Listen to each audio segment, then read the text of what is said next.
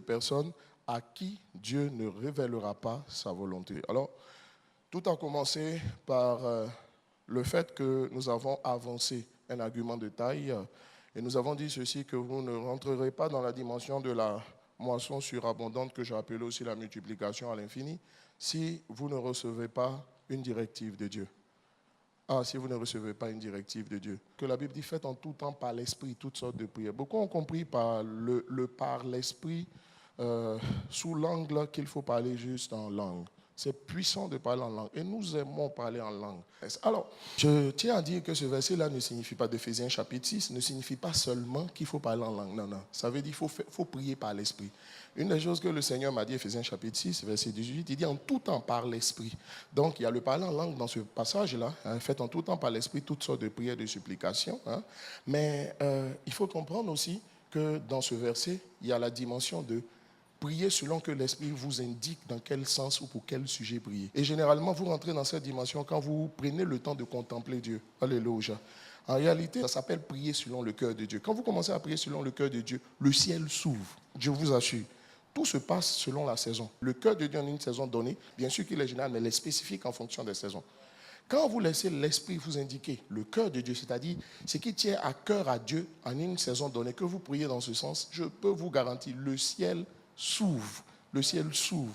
Et je peux vous garantir que quand vous priez selon le cœur de Dieu, peu importe l'endroit où est cachée la chose, il y a quelqu'un qui va aller payer le prix, faire les efforts nécessaires pour aller sortir ce dont vous avez besoin, de là où ça se trouve. Le Seigneur m'a dit, peu importe, il dit ne laisse jamais rien, ne sois ému par rien du tout. Il dit, le seul problème, c'est d'être dans ma saison. Le seul problème, en fait, ce n'est pas prier beaucoup qui décante la situation, ça vous rend loin. Mais prier selon le cœur de Dieu vous permet de taper juste, peu de temps. Il y a beaucoup de sujets qui sont intéressants pour lesquels il faut prier. Mais il faut comprendre que même le sujet pour lequel vous devez prier à une saison donnée, Dieu doit vous dire. N'est-ce pas? Parce que quand vous priez pour un sujet qui est hors de la saison et que Dieu ne fait pas, vous êtes frustré. Vous êtes frustré. Ce n'est pas comme ça que ça marche. Frère, nous allons apprendre à développer notre sensibilité spirituelle. C'est beau, alléluia. Et le ministère de l'adoration apparaît comme quelque chose d'indispensable dans un tel schéma. Quand Israël est rentré à Canaan et la veille du jour où Moïse, du moins Josué devait take over, prendre le contrôle de tout, la Bible va dire que Dieu va lui dire, il va dire sanctifiez-vous. Car demain Dieu fera de grandes choses. Le sanctifiez-vous dont Dieu parle là, ce n'est pas seulement dire sanctifiez-vous, Kodesh, Kadesh, mettez-vous à part. Ça dit cherchez Dieu, parce que demain.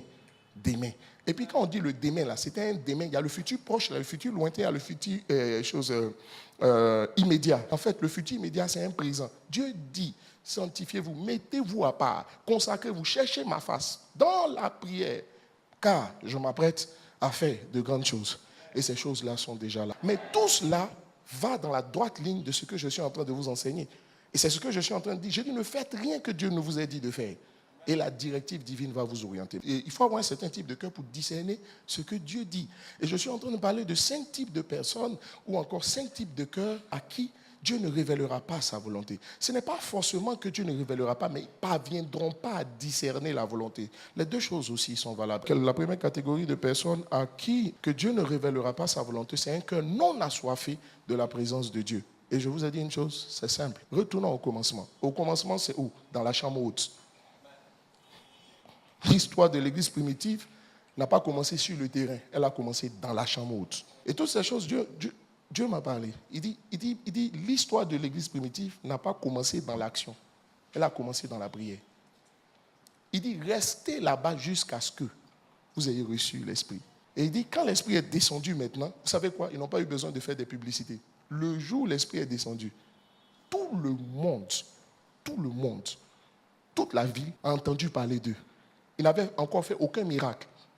Mais toute la ville a entendu parler d'eux. La deuxième catégorie de personnes à qui Dieu ne révélera pas sa volonté, c'est ceux qui ne se donnent pas le temps de contempler Dieu lorsqu'ils sont dans sa présence. Le tout n'est pas de prier. Non. Il faut contempler Dieu. Pourquoi? Parce que ça marche par l'Esprit. Ta prière marche quand elle est faite selon l'Esprit, c'est-à-dire quand elle est inspirée par Dieu. Le tout n'est pas de dire je prie et je prie beaucoup. Et puis de rentrer dans la présence du Seigneur avec tous vos sujets. Ma méthode ou mon approche peut paraître aux antipodes de ce que vous avez eu l'habitude. Contraire, ça veut dire ça peut être contraire à tout ce que vous avez eu l'habitude d'entendre. Mais chers amis, c'est pas comme ça que ça marche. Pas comme ça. Il y a trop de sujets sur la terre. Il y a le pied de ton petit frère que le diable veut manger. Il y a le l'ongle de ta tante que le diable veut couper. C'est-à-dire, quand on te lève, tu regardes autour de toi, il y a trop de problèmes. La galère est généralisée. Donc, si tu veux prier, tu vas prier. Mais ce n'est pas ça. Qu'est-ce que Dieu te dit? Il faut sentir. C'est pour ça que 80% de votre temps de prière, c'est-à-dire au début, quand vous rentrez, il faut capter. C'est là que la contemplation, le face-à-face est important. Le temps que vous prenez dans la présence de Dieu pour sentir le mouvement de l'esprit. Aucun surfeur ne crée la vague, mais il attend la vague. Il guette la vague. C'est pourquoi il dit, j'étais à mon poste et je veillais, je guettais. C'est-à-dire, il attendait le mouvement de l'esprit. Quand le mouvement de l'esprit vient, oh my God. Et quand quelqu'un fonctionne selon l'esprit, il peut sembler lent.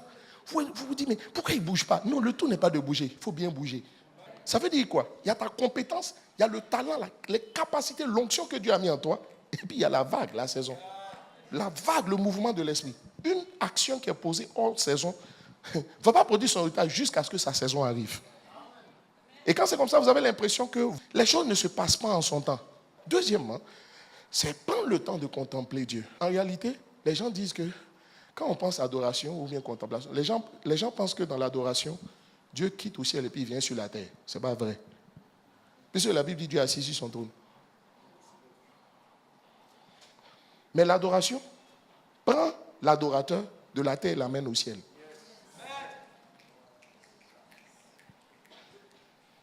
À un moment donné, quand tu adores dans la pensée du Seigneur, tu sens que tu n'es plus ici. Tu es parti. Tu es parti le rejoindre. Entre un enfant et puis son papa, qui se déplace pour aller trouver l'autre. Troisième catégorie de personnes à qui Dieu ne révélera pas sa volonté, c'est ceux qui n'ont pas un cœur attaché à la vérité. Disons 2 Thessaloniciens, chapitre 2, verset 7. Il dit, car le mystère de l'iniquité agit déjà. Il agit déjà. Ça veut dire que ce n'est pas quelque chose qui va venir, c'est déjà là. Car le mystère de l'iniquité agit déjà.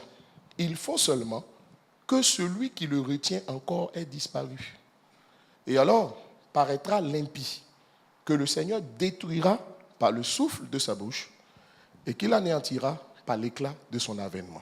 L'apparition de cet impie se fera par la puissance de Satan, avec toutes sortes de miracles, de signes et de prodiges mensongers, et avec toutes les séductions, malheureusement de l'iniquité, pour ceux qui périssent, parce qu'ils n'ont pas reçu l'amour de la vérité pour être sauvés. Chers amis, n'oubliez pas qu'il y a le malin, que je peux appeler aussi le séducteur. Il y a le malin qui est à l'œuvre. Et le malin utilise toute forme de stratégie, de stratagème, symbolisé par 4 noms ou 4 types d'attaques. Ça veut dire que les séductions ne touchent pas ceux qui ne périssent pas. Mais pourquoi ils ne périssent pas? Parce qu'ils aiment la vérité. Ça voudrait dire dans ce passage que si vous ne voulez pas tomber sous le coup, on va dire sous le pouvoir du séducteur, qu'est-ce qu'il faut? Il faut aimer la vérité. Il faut aimer la vérité. Il faut s'attacher à la vérité. Je vais vous expliquer comment le diable vous détache de la vérité sans que vous ne vous en rendiez compte. Personne ne donne sa vie à Jésus puis après il va se lever pour ne pas aimer la vérité. Non. Sachez qu'on a affaire à un adversaire qui est malin. On l'appelle quelque part aussi le malin. Satan, le malin a sa façon de nous attaquer. Il a sa façon de nous induire en erreur. Mais tout en nous donnant la ferme conviction que nous sommes dans la vérité. Lorsque vous lisez la Bible et que vous vous souvenez de l'histoire de Corée, Dathan et Abiram, je peux vous garantir qu'eux, ils n'avaient pas l'impression qu'ils étaient en train de faire quelque chose qui était contre la volonté de Dieu, en toute bonne foi. Ils pensaient qu'ils défendaient Dieu. Ils pensaient qu'ils défendaient Dieu. Ils pensaient qu'ils défendaient les intérêts du Seigneur. Non, c'est le diable qui les utilisait. Qu'est-ce qu'ils ont dit? Ces messieurs-là ont dit, mais écoute Moïse, tu ne peux pas aller prendre une femme pareille. La Bible dit, le Dieu de l'alliance dit qu'il ne faut pas violer l'alliance en s'unissant avec des femmes incroyantes. C'est quoi ton histoire? Tu n'as pas trouvé une femme en Israël, tu n'as pas trouvé une femme parmi nous ici pour aller prendre cette femme-là, couchite, que tu t'en vas prendre, ton histoire n'est pas claire. Arrête un peu ce que tu fais. Et puis d'ailleurs, est-ce que c'est à toi seul que Dieu parle? Est-ce que c'est à toi seul? Dieu parle à tout le monde, c'est quoi ton histoire? Ils avaient l'impression qu'ils défendaient Dieu. Mais ils ont été simplement séduits par le malin. Et regardez ce qui s'est passé. La terre s'est ouverte, s'est engloutie. Dieu était sans pitié pour eux. Laissez-moi vous dire qu'il y a 2 sortes de péchés. Il y a les péchés contre la sainteté de Dieu. Ça, là, Dieu pardonne vite. Bon, ça ne veut pas dire que tu ne vas pas payer aussi pour ton péché. Et puis, il y a les péchés contre l'autorité de Dieu. Dieu est intransigeant là-dessus. Pourquoi il dit honore ton père et ta mère? Ça veut dire que si tu n'honores pas, il dit tu vas mourir vite. Tu seras malheureux. Ça dit, mais Dieu, pardon un peu quand même. Pourquoi tu es intransigeant comme le péché contre le Saint-Esprit, il dit nulle part ici. Te lever, t'en prendre à quelqu'un que Dieu a établi. Peu importe ce qui... Quand on dit peu importe ce qu'il fait, ce n'est pas pour le protéger.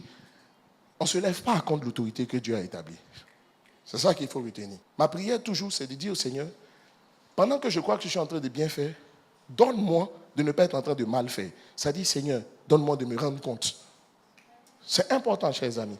C'est important, c'est important. Surtout quand vous êtes sûr de vos certitudes. Et la Bible dit donc qu'il y a toutes sortes de séductions. Et je répète, si vous n'êtes pas attaché à la vérité, vous tomberez sous le pouvoir de la séduction. Et la séduction est déjà là dans l'Église. Et en réalité, ce passage-là nous dit que la séduction est rentrée dans l'Église d'une autre façon. Elle est rentrée dans l'Église avec les miracles, les prodiges et puis les révélations. En fait, Dieu est en train de dire, le malin va nous séduire dans cette fin des temps par les miracles, les signes extraordinaires qui sont de Dieu, parce que les miracles sont de Dieu. Satan est un copieur, il fait des copies de mauvaise qualité. Mais vous savez, vous n'avez pas besoin de connaître tous les faux, vous avez besoin juste de connaître l'original pour authentifier le faux. Mais vous savez pourquoi? Quand Satan a pris les miracles, parce qu'il sait que quand Jésus est venu, Jésus a évolué dans une dimension du miracle.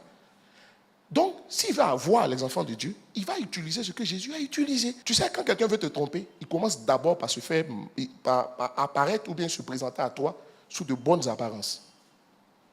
C'est comme ça que ça marche. L'autre séduction aussi, c'est que face à ça, l'Église aussi soit comme ça. Ah, attention, comme il y aura des prodiges mensongers, on doit faire attention. Et puis il y a d'autres qui vont arriver à une dimension pour dire, les révélations, il y en a des faux. Donc, nous, on ne veut pas les problèmes. Donc, nous allons rester dans les choses saines. Ça aussi, c'est une séduction. Alors, au verset suivant, verset 11. Aussi, la Bible dit, parce qu'ils n'ont pas reçu l'amour de la vérité pour être... Dieu leur envoie donc une puissance d'égarement. Dieu envoie une puissance d'égarement. Ça veut dire quoi? Il y a une puissance d'égarement qui va rentrer dans l'Église, ou qui est déjà rentrée dans l'Église, à cause de l'amour, des miracles, des révélations et des signes extraordinaires. On dit pour qu'ils croient au mensonge, verset 12. Afin que tous ceux qui n'ont pas cru en la vérité, mais qui ont pris plaisir à l'injustice, soient condamnés. Ça fait mal. On va prendre le passage maintenant de 2 Timothée, chapitre 4. 2 Timothée, chapitre 4, versets 3 à 4. Car il viendra un temps, et nous sommes dans ce temps, où les hommes ne supporteront pas la saine doctrine, mais ayant la démangeaison d'entendre des choses agréables.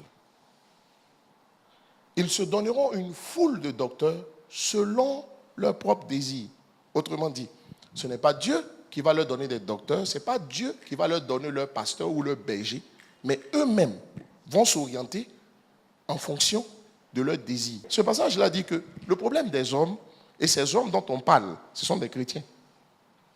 Les chrétiens de ce temps dans lequel nous sommes auront la démangeaison d'entendre des choses agréables. Pourquoi? Le problème, c'est leur désir. Parce que les chrétiens de cette fin des temps seront conduits par leur désir et non par la volonté de Dieu.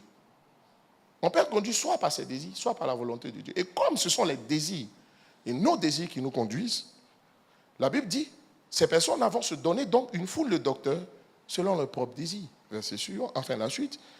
Ils détourneront l'oreille de la vérité. Détourneront l'oreille de la vérité. Et surtout, pourquoi? Pourquoi ils vont détourner l'oreille de la vérité? Parce que simplement, ils sont conduits par leurs désirs. Ce qu'ils entendent n'est pas forcément conforme à ce qu'ils auraient aimé entendre selon leurs désirs.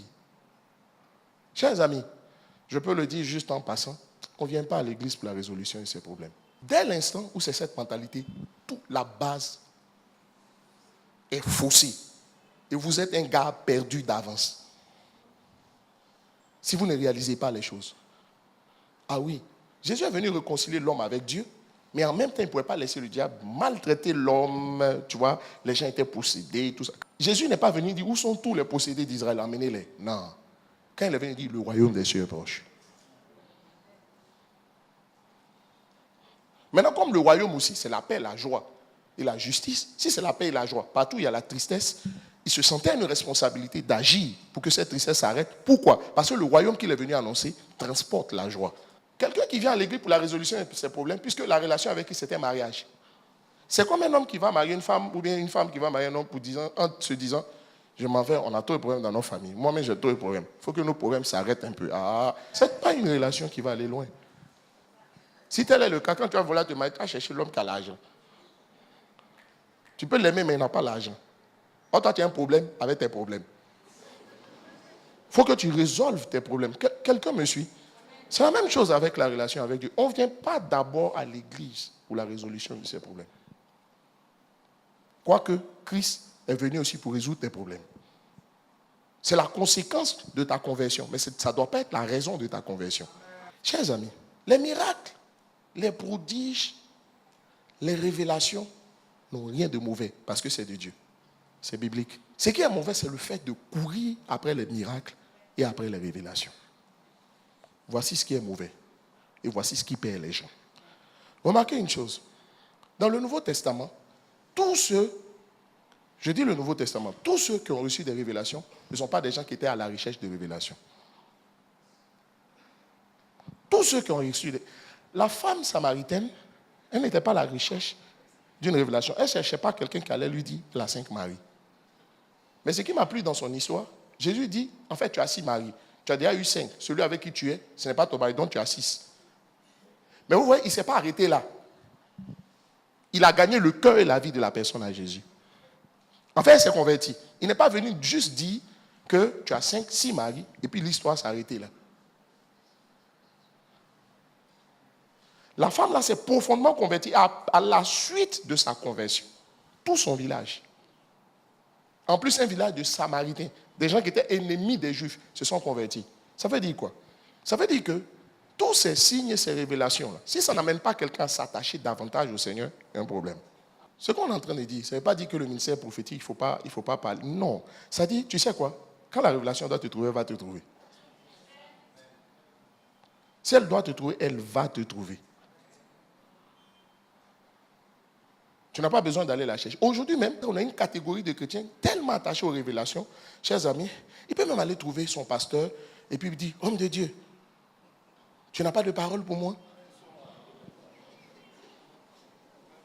Chers amis, à force d'agir ainsi, vous montrez au pasteur que vous aimez les révélations. Maintenant, vous allez emmener les hommes de Dieu à vous dire, en guillemets, de la part de Dieu. Parce que ce n'est pas de la part de Dieu, ce qu'ils n'ont pas reçu de Dieu pour vous.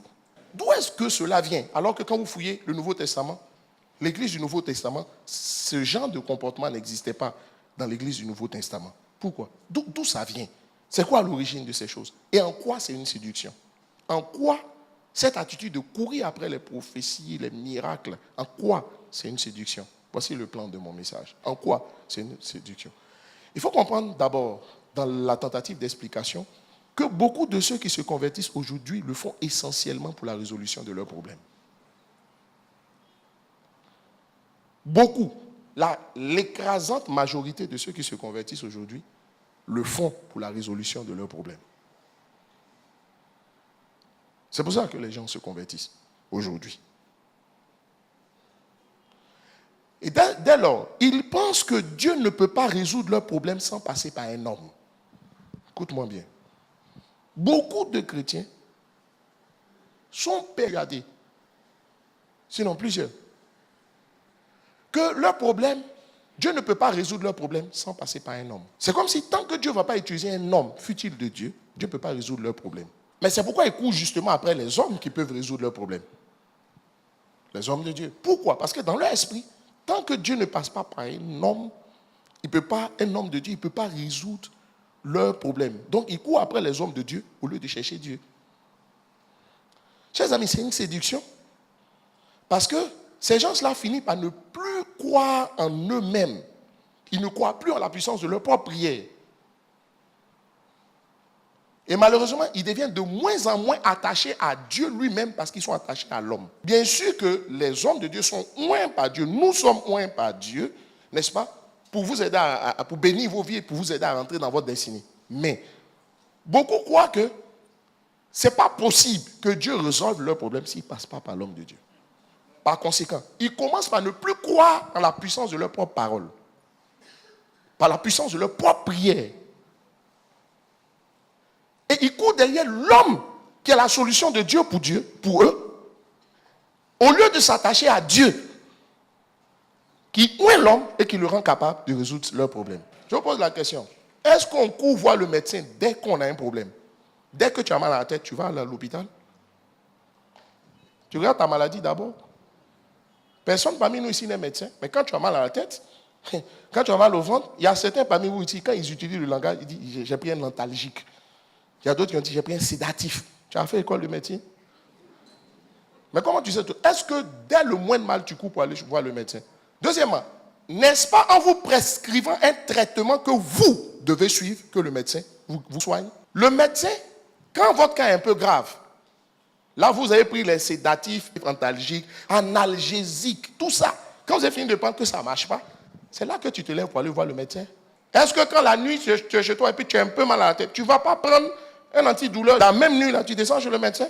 Mais pourquoi quand tu viens à l'église, tu as oublié que Jésus dit que ce ne sont pas les bien portants qui viennent à l'église. Donc l'église est un hôpital. Donc le comportement que tu as vis-à-vis de ton médecin, c'est le même comportement que tu dois avoir dans la maison de Dieu. Deuxièmement, quand le médecin veut te soigner, il regarde ton cas, il fait un diagnostic et puis il te propose un traitement qui a la capacité de guérir ton cas. Mais est-ce que c'est le médecin qui avale le médicament pour toi? C'est le médecin qui est sur toi pour te dire bois ton médicament. Ce n'est pas le rôle du médecin. Le médecin règle ton cas à travers un traitement qu'il te donne. Mais parce que justement, dans la tête de plusieurs, à tort, ils se disent que ce n'est pas l'homme de Dieu qui va faire. Donc que l'homme de Dieu boive le médicament à leur place. Je sais pas, il y a qu'à se débrouiller. Mais leur problème doit être résolu. Eux, ils sont partis en consultation. Quand ils sont arrivés, qui se débrouille? C'est comme si vous voulez qu'ils vous guérissent. Quand ils vous prescrivent un traitement, tu dis, il faut laisser ça en même temps. Ce n'est pas un traitement qu'on va vous guérir de votre mal. Le traitement, là, c'est tout ce qu'on fait. Délivrance, cure d'âme. On te dit, il faut prier. Quand il y a ta maladie que tu as, il y a des péchés dans ta vie. Donc, règle le problème du péché. Deuxième erreur qu'on commet. Les gens se disent, les chrétiens de notre temps, ceux qui se convertissent, se disent que c'est par l'onction de l'homme de Dieu et par les miracles que Dieu opère par lui et les révélations que Dieu lui donne par rapport à nos problèmes. Là. C'est de cette seule façon que ton problème sera résolu. En fait, beaucoup sont arrivés à une conclusion que si une parole de connaissance ne sort pas, leur problème ne peut pas être résolu. Si une prophétie ne sort pas, leur problème ne peut pas être résolu. C'est par l'onction de l'homme de Dieu seulement que Dieu peut résoudre leur cas. Et c'est par les miracles que Dieu opère par la vie de l'homme de Dieu. Laissez-moi vous dire que c'est une séduction. Pourquoi? Les chrétiens aujourd'hui ne croient plus en la puissance de la parole. En réalité, il devrait y avoir 3 catégories de chrétiens, sinon une seule. Il devrait y avoir une seule, les Christ. Si quelqu'un est en Christ, il est une nouvelle création. Donc dès que tu te convertis, normalement tu deviens un Christ. Tu ne deviens pas un grec, tu ne deviens pas un juif. En réalité, les juifs et les grecs doivent se retrouver en Christ. Christ, c'est le nom de la nouvelle création. Christ, c'est d'abord Jésus. Parce que la Bible dit, Dieu l'a fait devenir Christ. Dieu a fait devenir qui? Jésus. Donc en Christ se trouve Jésus. C'est-à-dire, en Christ, il y a la dimension humaine, la dimension naturelle. Mais en Christ aussi, il y a la dimension surnaturelle. Parce que, en fait, le Christ, c'est le Jésus que Dieu a amené à élever à un autre grand. On ne croit plus en la puissance de la parole. Or, ce qu'on ignore, c'est que c'est par la parole qu'on authentifie les miracles et les révélations. Donc, dès l'instant où Satan parvient, le malin parvient à nous enlever l'amour de la parole, on n'est plus en position de pouvoir authentifier ni les miracles, ni les prophéties qui viennent. On ne jure que par l'onction. Et on ne croit plus en la puissance de la parole. Pourtant, qu'est-ce que la Bible dit? Que l'épée de l'esprit, c'est la parole. Ça veut dire quoi? L'esprit ne travaille pas sans la parole. L'épée, c'est une arme offensive. L'épée se trouve forcément entre les mains de quelqu'un. L'épée ne va pas cogner les gens comme ça. C'est un homme qui attrape une épée et qui donne à l'épée sa puissance. Ça veut dire quoi? L'Esprit de Dieu tient entre ses mains la parole et c'est alors qu'il commence à produire le carnage dans le camp de l'ennemi et détruit les œuvres des ténèbres. Ça veut dire l'Esprit ne se meut pas sans la parole. L'Esprit ne bouge pas, n'agit pas sans la parole. Pourquoi? Parce que l'épée de l'Esprit, c'est la parole. Qu'est-ce que ça veut dire? Ça veut dire que quand tu vois le miraculeux sans la parole, c'est douteux. Satan est parvenu, le mal nous emmène à moins croire en la parole, en la révélation de la parole, mais plutôt en la révélation elle seule. Donc ça veut dire que il enlève les bases sur lesquelles normalement tu dois t'appuyer pour savoir si ce qui se passe est vrai, si ce qui se passe n'est pas vrai. Écoute-moi, C'est par la parole qu'on authentifie une révélation. Et c'est par la parole qu'on identifie et qu'on authentifie l'auteur aussi de la parole. On les reconnaîtra à leurs fruits. Psaume 107, verset 20. Il envoya sa parole et les guérit. Et il les fit échapper de la force. Quand on dit sans la parole, ce n'est pas n'importe quelle parole Dieu va te bénir, ce n'est pas les sens de bas. La croix, l'évangile. C'est une parole qui emmène les gens à craindre Dieu, à chercher Dieu, le vrai évangile. Dieu ne s'occupe pas d'abord de ta situation. Quand tu pries Dieu pour que Dieu change ta situation, il te parle de ta vie. Parce que ta situation a un lien avec l'état de ta vie. Quand quelqu'un peut venir vous donner toutes sortes de révélations et puis vous ne sentez pas une préoccupation particulière pour votre vie et comment vous marchez avec le Seigneur, c'est un gars douteux. Regardez aujourd'hui combien de personnes ont quitté l'église, pas parce qu'ils ne reçoivent pas la parole de vérité, mais pendant que nous on est en train de prêcher l'évangile qui change, dans lequel Dieu s'occupe d'abord de ta vie, de ta relation avec lui, avant de régler ta situation. Ce qui nécessite de la patience, lui dit l'affaire dure trop. Et puis c'est pour ça qu'il a quitté. Ils étaient des nôtres, mais ils n'ont jamais été des nôtres parce qu'en fait, ils n'aiment pas la vérité. Et c'est quoi cette vérité? Il faut aimer Dieu. Il faut t'attacher au Seigneur. Veille sur ta vie. Change de l'intérieur avant de changer ta situation. C'est de ça que je te parle. C'est cet évangile-là que nous annonçons. Demandez où vous recevez. Souvent, certains, dès qu'ils viennent, Dieu résout leur cas. Mais c'est un piège. Parce que tu sais quoi? Il y a d'autres, ils cherchent d'abord avant de trouver. Il y a d'autres qui frappent. Mais regardez la vie. Certains sont dans les familles où leurs parents ont l'argent. Ceux-là, ils ne se battent pas pour s'en sortir, pour manger. Mais tu sais quoi? Même si on t'a légué une fortune, il faut avoir appris à gérer la fortune. 1 Corinthiens 1, verset 22 à 24. Il dit, les Juifs demandent des miracles et les Grecs cherchent la sagesse. Il dit, nous prêchons Christ crucifié. Scandale pour les Juifs et folie pour les païens. Mais puissance de Dieu et sagesse de Dieu. Ça veut dire quoi? Christ est à la fois puissance et sagesse. Il dit les Juifs veulent les miracles. Les Grecs demandent la sagesse. Mais nous, on a affaire à Christ. On n'est pas des Juifs, on n'est pas des Grecs, mais on est des Christ. Mais en Christ, il dit Christ est la puissance de Dieu. Et sagesse de Dieu. Il est les deux. Pour ceux qui sont appelés, tant Juifs que Grecs. What does it mean? Ça veut dire que dans l'église, il y a deux sortes de chrétiens. Malheureusement, il y a soit les juifs, soit les grecs. Mais ce passage est en train de dire que quand tu es juif, c'est que tu n'es pas grec. Alors que Dieu aurait voulu que les juifs et les grecs se réunissent ou se retrouvent en Christ, les gens préfèrent rester soit juifs, soit grecs. C'est qui les juifs? C'est ceux qui viennent à l'église à cause des miracles et des révélations. La Bible dit que quand tu es juif, tu n'es pas grec. Quand tu es grec, tu n'es pas juif. Ça veut dire quoi? Ça veut dire que ceux qui sont dans la révélation et la parole ont tendance à mépriser les miracles et les révélations, alors que c'est de Dieu. Maintenant, ceux qui aiment les miracles, ils ont tous le défaut de ne pas aimer la parole. Quand Satan vous amène à courir après les miracles et les révélations, les prophéties, c'est une séduction, parce qu'à un moment donné, vous avez remarqué que vous commencez à négliger la parole. Vous ne lisez plus trop la Bible, vous ne cherchez plus trop Dieu, la méditation disparaît, et puis tout devient homme de Dieu. Que dit Dieu? Prophétise. Faites le constat. Ma prière pour toi, c'est que tu ne sois ni juif ni grec, mais que tu sois un Christ.